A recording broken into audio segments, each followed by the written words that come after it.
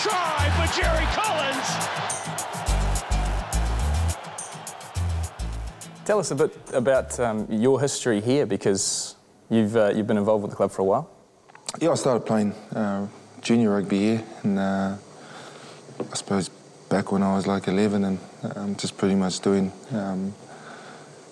what everyone else was doing. Where this is predominantly a league place.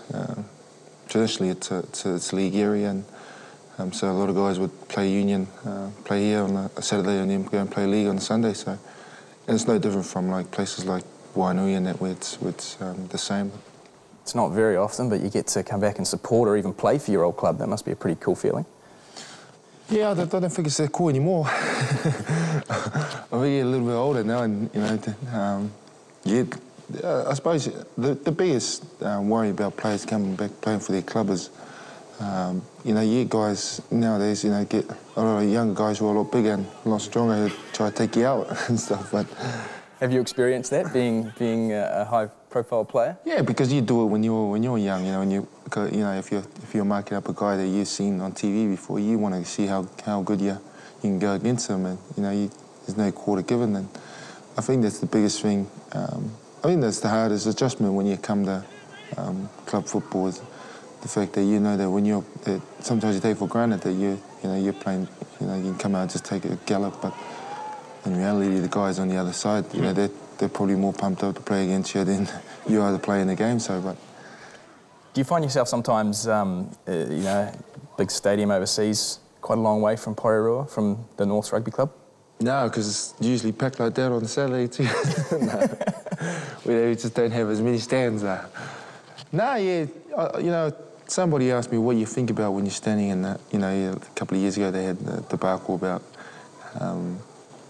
you know, guys standing at the national anthem, not singing the national anthem, and somebody asked me that question, and I said, you know, the only thing I'm thinking about the national anthem is thinking about things like that, people at home, and the song is about, you know, the national anthem is about the people, you know.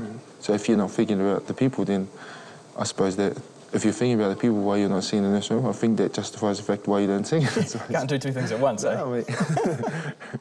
What about straight after the anthem, when you're doing the haka?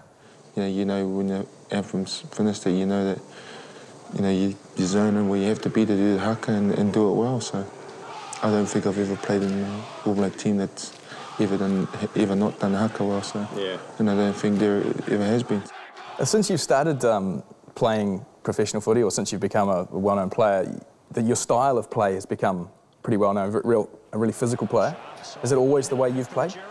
Yeah, it's, you know, it's pretty much been my bread and butter, you know, all the way through my career. Even when I was young, like I was quite skinny when I first started, and like, I wasn't going to outrun anyone. I wasn't that fast.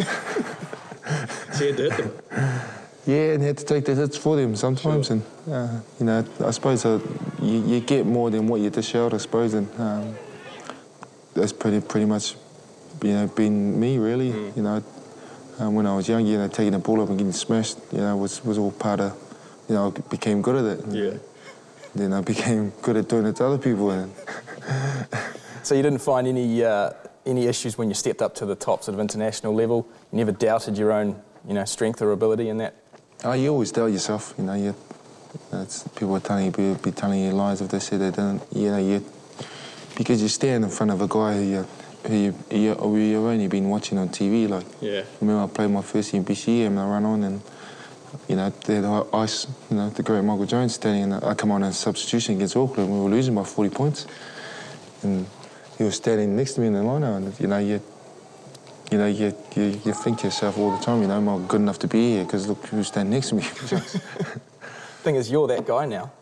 Yeah, and you know, I suppose, you know, it goes around in circles. Like you're gonna, sooner or later, you know, your number's gonna be, you know, your number's gonna come up, and you know, it's only a matter of time. But that's just the way it goes. It's a matter of when you get there, how long can you stay there, I suppose.